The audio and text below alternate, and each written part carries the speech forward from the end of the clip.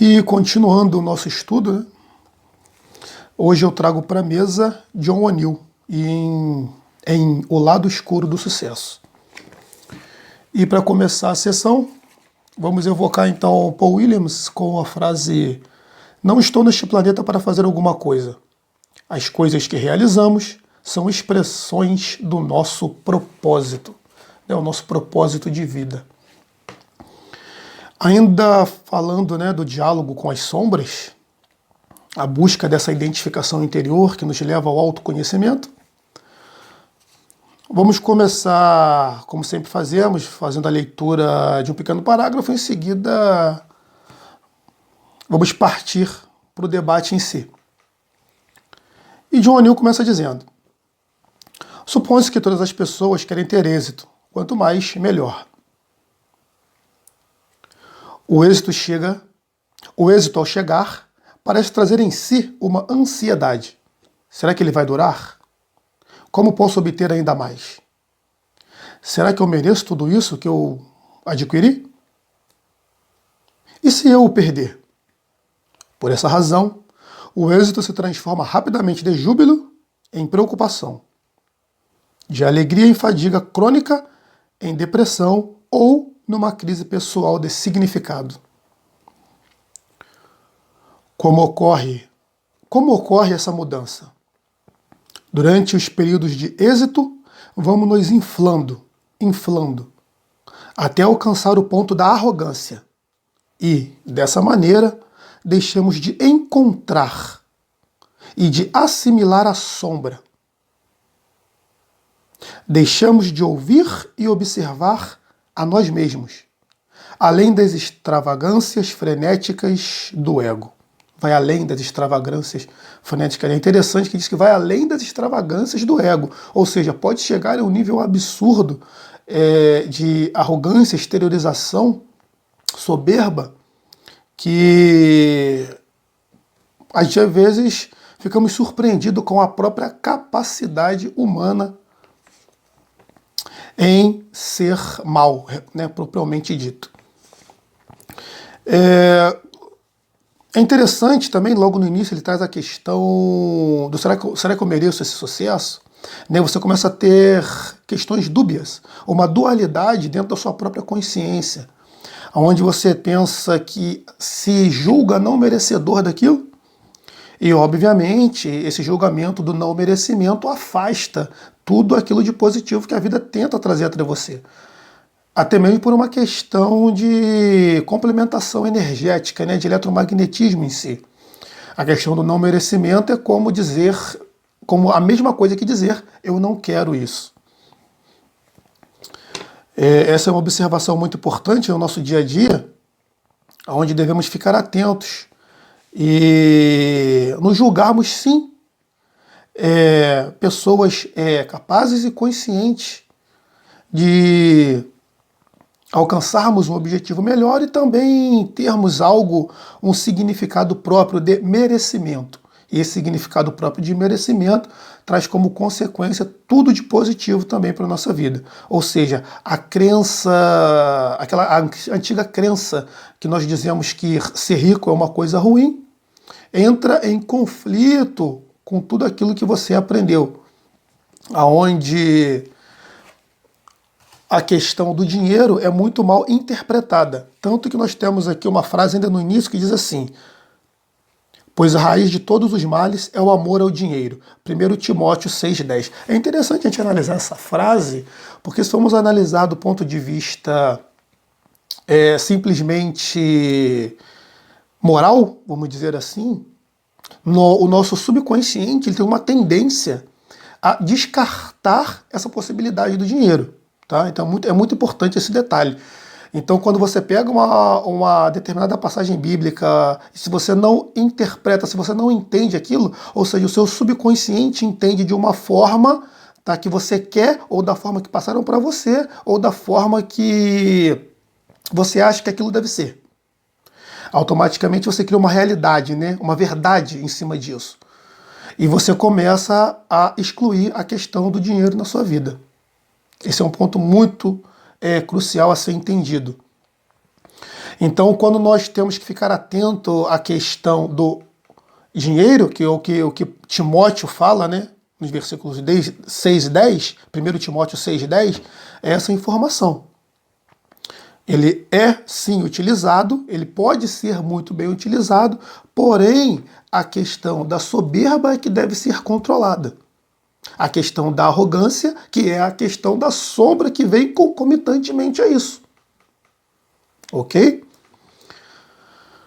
Então, quando nós paramos para analisar, identificamos que a passagem bíblica é totalmente verdadeira, faz todo sentido, porque ela transcende o mundo material, porém, nos deixando, né, a convicção de que não somos daqui, mas devemos estar cientes que estamos aqui. A velha questão, a velha problemática. Não sou, mas estou. Concorda comigo? Continuando. A próxima frase que John O'Neill traz para a nossa análise, para o nosso debate consciente, né, para a nossa atenção a essa arrogância, a essa soberba que às vezes nos inflama. Quanto mais sucesso nós temos, mais soberbo nós ficamos. Por quê? Essa questão é interessante que ela nos traz o nosso ser como essência, tá? Como a nossa personalidade real. Então, normalmente, a prova do dinheiro ela tem muito essa finalidade. Tá? A prova da riqueza dentro dessa reencarnação ela tem muito essa finalidade, porque vai trazer o teu eu real. Tá? Então, é uma potencialidade que é explorada. É exatamente isso que acontece. O dinheiro é isso, é uma potencialidade explorada. Vai extrair daquilo que você tem de melhor. Obviamente, se as suas razões íntimas, internas, mais obscuras do seu ser, tenderem a um comportamento agressivo, mesmo a nível microscópico no seu dia a dia, obviamente, quando a possibilidade é explorada a um mundo macroscópico, a sua possibilidade de ação ela é muito maior. Tá? É aquela velha questão, se você pode roubar R$1, você rouba R$1, mas você rouba. Então não é a questão da quantidade, tá? É a questão do que você traz dentro de você. Então, quando você fala, mas eu só roubei R$1, e vamos dizer, determinado órgão, né, do poder público roubou, né, 500 bilhões, não é uma questão de quantidade, tá? É uma questão de ética, e de conhecimento, e de possibilidade, porque R$1 é o que você pode. 500 bilhões é o que eles podem. Tá? Então que fique claro bem isso. Então o que acontece? Se você reconhecer a tua sombra no R$1, você consegue vê-la nos 500 bilhões. É a mesma sombra. Tá? Não tem diferença.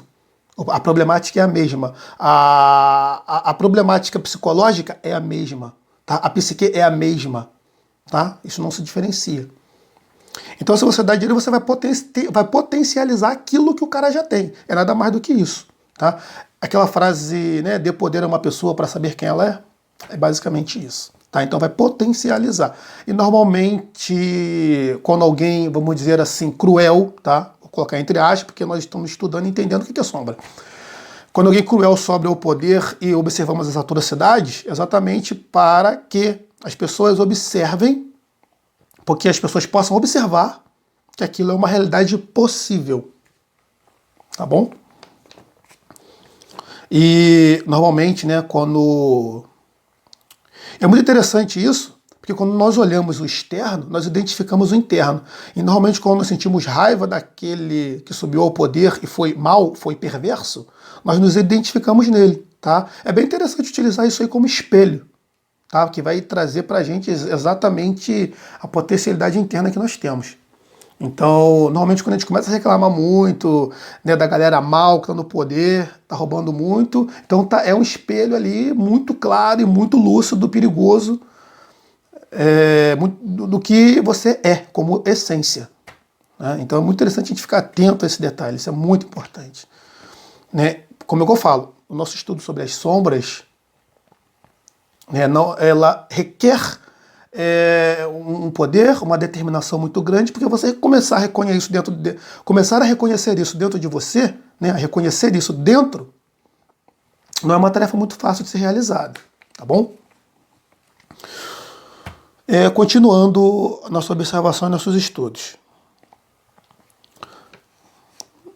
Próxima frase, ele diz o seguinte: a grama alta e doce do êxito é a pastagem da inflação e contém as minas ocultas do orgulho e da avidez. Exatamente o que eu estava comentando agora com vocês, né? Está muito bem claro, muito bem explicado isso. Então a grama, né, a pastagem alta da inflação, o que seria isso? A inflação do ego, ok? Vai ocultar o orgulho e a avidez. Okay? Não vai querer ver que tem aquilo. E para fechar, eu vou apresentar agora uma lista sumária para localizarmos sinais de arrogância em andamento. Né? Como eu falei, esse livro é uma bíblia, né, de autoconhecimento. Cada vez que nós lemos, nós aprendemos um pouco mais sobre nós mesmos. Vamos lá. Então, dentro dessa frase, ele diz o seguinte, né, uma lista para localizar os sinais de arrogância em andamento. Ou seja, você está sendo arrogante e não sabe. Então tá, como é que eu faço para identificar isso? Eu quero ver. A primeira coisa, eu tenho que querer ver. Aí, a partir do momento que você quer ver, você começa a ficar atento e observar as suas ações, impulsos, pensamentos, sentimentos. Tá? Então tudo isso começa a ser trabalhado, começa a ser analisado. É como se um outro você se desprendesse do teu eu real e começasse a observar aquelas atitudes. Então você tem aquele eu observando os outros eus interagindo, né, na matéria, na vida. E aí esse outro eu consciente, ele começa a observar. Quando esse eu começa a sair um pouco mais pelo lado da arrogância, esse eu de cima consegue trazer ele de volta. Tá? É um mecanismo interessante que ocorre dentro da nossa mente, dentro da nossa psique. Continuando. Somos dotados de talentos especiais. Nossa, essa é fato. E a explicação dela, né, por John O'Neill. Somos dotados de talentos especiais. Acreditar que podemos fazer avaliações infalíveis a respeito dos outros ou evitar erros humanos.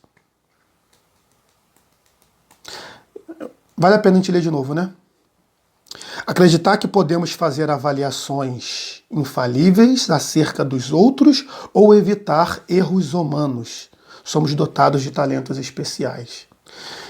Então, quando eu me coloco numa posição superior, seja de uma potencialidade intelectual, tá? Nesse caso aqui, uma potencialidade intelectual ou uma intelectualidade moral, vamos dizer dessa forma, né?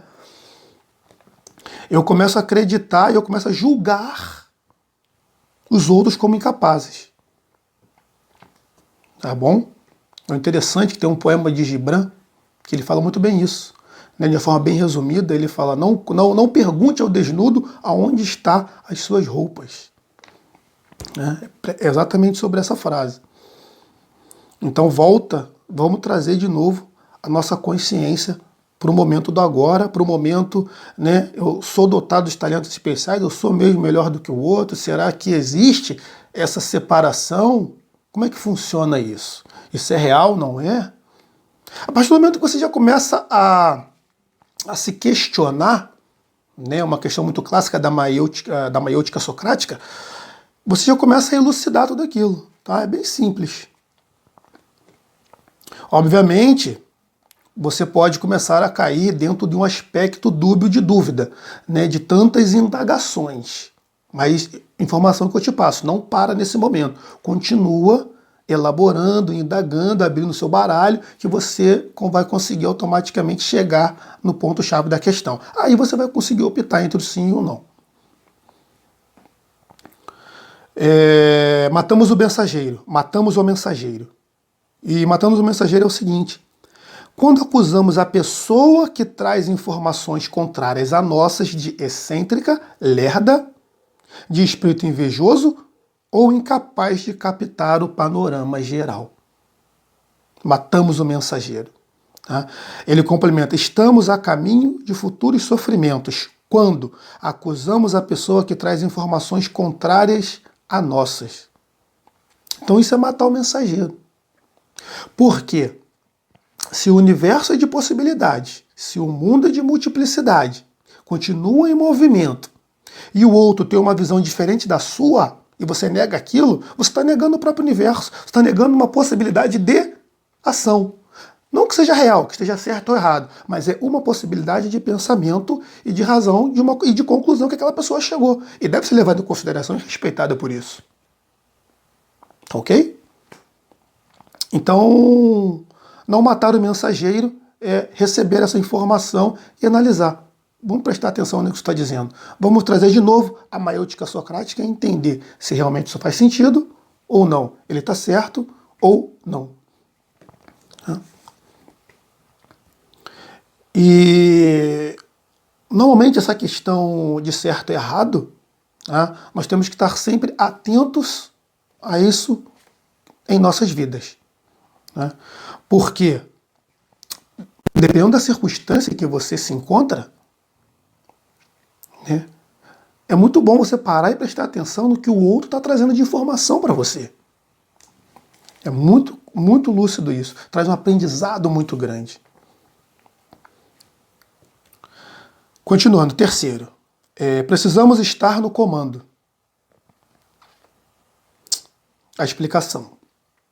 A necessidade que a nossa importância seja constantemente reconhecida pelos outros.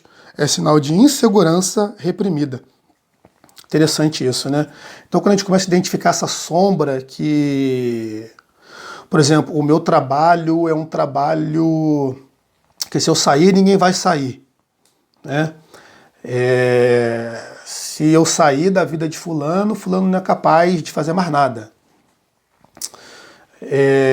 Se eu perder, né, se eu sair da vida do meu marido, da minha esposa, ela não consegue, né, agir na vida. Se eu abandonar meu filho vai ficar perdido. Dentre essas e várias outras ações e possibilidades. Tá? Ou seja, são todas condições reais que existem onde a necessidade de que a nossa importância seja reconhecida o tempo todo. É sinal de insegurança reprimida. É o contrário, na verdade. Passa a ser o contrário daquilo que você está fazendo. Porque você quer tanto mostrar aquilo, quer tanto fazer aquilo, quer tanto expressar aquilo de alguma forma, que a gente analisa a sombra por trás, né? O que foi reprimido, tá? E que gerou uma sombra por trás daquela atitude, daquele ímpeto, daquela ação. Próxima. Nossa moral é mais elevada que a dos outros. É engraçado, eu tinha falado da moral no primeiro item, né? Naquele item lá do somos dotados de talentos especiais, lembra que eu falei da intelectualidade, da moralidade? Ele volta aqui agora falando só sobre a moralidade, muito importante isso. Nossa moral é mais elevada que a dos outros. E conclui a explicação.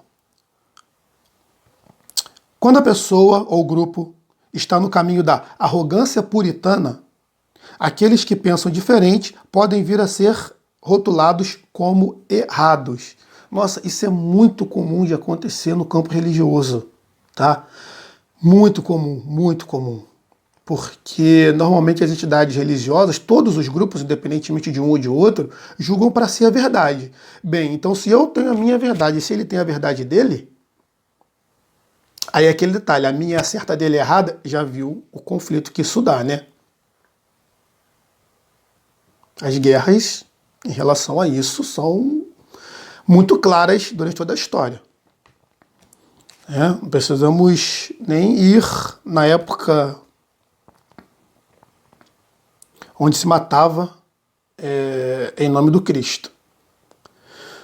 Bem, então, pensam diferente e podem vir a ser rotulados como errados. Então essa questão de você rotular o outro como errado é se julgar na posse da verdade plena. Então vamos lá, vamos pensar um negocinho aqui. Então eu sou da religião A, tá? Eu tenho uma verdade X. Eu sou da religião B, vamos analisar dessa forma, e me acho de uma possibilidade Y. Tá? Então tem a religião A e tem a religião B. Conhecimento e conhecimento. Perfeito? Esse que tem esse conhecimento, tudo bem, ele é um fato, ele pode até saber que é real, ele tem um conhecimento a mais do que esse grupo religioso tem. Tá? Mas esse fato dele ter esse conhecimento a mais começa a gerar uma exacerbação do seu... Ele começa a tornar-se soberbo em relação ao outro grupo. É aquela questão que ele traz aqui como verdade puritana. Tá? Arrogância puritana. Bem, eu sei, ele não sabe, é um pobre coitado. Então a visão desse, em relação a esse, de que esse é um pobre coitado, já julga que esse tem uma sombra muito grande para ser resolvida, para continuar o seu processo de ascensão. Então ele tem que olhar para isso. Você está julgando, você está vendo dessa forma, você está sentindo dessa forma, às vezes por pequenas ações, a gente consegue perceber isso. Não é o fato desse ter uma informação privilegiada, vamos dizer assim, que vai tornar esse ser mais, vamos dizer assim, ascensionado, mais evoluído. Na verdade, não é isso que acontece. É até o contrário, porque se esse tem informação que esse não tem, e esse se mantém na arrogância puritana, no mundo espiritual faz isso. Tá me entendendo? Por quê? Porque esse não tinha informação, esse tem. Esse não usou a informação que tinha, mas esse usou todo o potencial informativo que tinha, então faz isso. E aí? Né? Os livros mediúnicos estão todos de fatos que deixam muito bem claro essa situação que eu acabei de explicar. Continuando. Maus ou inimigos? Ver o outro como mau, inimigo, né, ou com conhecimento a menos. Então ele conclui dizendo: isso talvez alivie temporariamente a tensão entre o bem e o mal. Mas, na verdade, é a arrogância operando sob o disfarce de bondade. Exatamente o que eu acabei de explicar, não é? Será que estamos vivenciando isso? Fica aqui a nossa observação. Então esse é o nosso estudo da noite de hoje, tá? Intitulado por John O'Neill, O Lado Escuro do Sucesso. Tá bom? Um abraço a todos e até a próxima.